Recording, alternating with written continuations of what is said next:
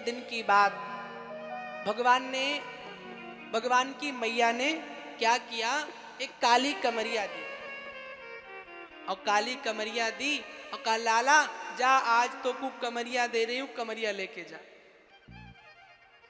ठाकुर जी कमरिया ओढ़ के गए तो अचानक उनकी काली कमरिया खो गई, और जैसे खोई सब टेंशन हो गई।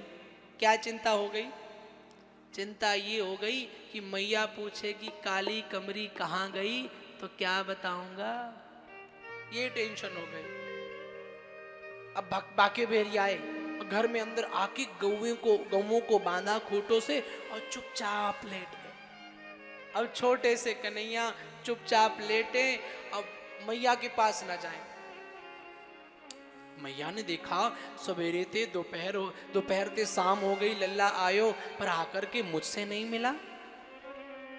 तो मैया ने खुद 8 बजे भोजन का थाल लिया और कन्हैया के पास पहुंच गई। लाला ये ले भोजन कर ले। भगवान कन्हैया ने भोजन खाया। भोजन खा के अब ठाकुर जी को लगा मैया भूल गई है, पूछेगी नहीं। तो कन्हैया से पूछा लाला ये बता, आज तो सुना सुना लग रहा है। क्या मैया सुना सुना? हाँ तेरी कमरिया कहाँ गई?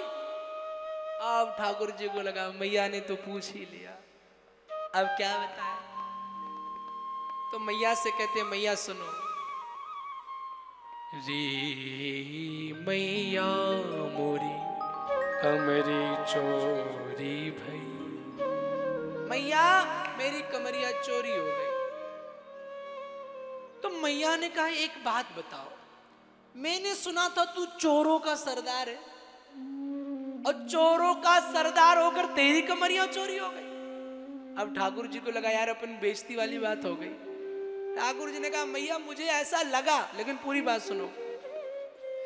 मैं कमरी की खोज करनी सब सो पूछ लई, एक कहत कान्हा तोरी कमरी जमुना में जात बही। मैंने जब सबसे पूछा कि कमरिया कहाँ गई, तो एक बाल ने कहा कि लाला तेरी कमरिया यमुना में चली गई, बह गई मैया। अब मैया कमरिया तो बह गई, अब गई तो गई। तो मैया ने कहा लाला मैंने सुना था छोटी सी गेंद के लिए तो यमुना में कूद गया था। हाँ मैया, तो इतनी बड़ी कमरिया बहती रही तो कूद नहीं पाया? अरे मैया पूरी बात तो सुन, तू तो वकीलन के ताई बहुत बात करती, पूरी बात सुन। ऐसा मुझे लगा, इट्स मीन कि मेरी कमरिया यमुना में गई, लेकिन मैं कमरी की खोज करने यमुना की गैल गई। जब मैं यमुना जी गया ढूंढने, तो एक कहत कान्हा तोरी कमरी गाय चबाए गई। मैया देख, जब मैं यमुना के पास गया तो एक ग्वाल वाल ने कहा लाला तेरी कमरिया गैया खाए गई। अब मैया गैया तो गैया होती है, गई तो गई, अब भूल जाओ कमरी को। तो मैया कहती लाला 2-4 टुकड़े तो छोड़े होंगे, चल दिखा चल के गौशाला में। अब ठाकुर जी को लगा अब तो पकड़ी गई चोरी। झूठ बोलना भी आसान थोड़ी ना होता है, एक झूठ बोलने के लिए कितना दिमाग लगाना पड़ता है। अब ठाकुर जी को लगा आज तो पकड़े गए, मैया जान जाएगी कमरी मैंने बहा दी है, कमरी मैंने शॉल। अब मैया कहती चल दिखा चल के। तब मैया से कन्हैया कहते मैया सच में सब लोग कहते थे तू पागल माँ बाप का बेटा, वो बात सच हो गई। क्यों? अरे मैया पूरी बात ही नहीं सुनती हो, बात तो सुनो पूरी।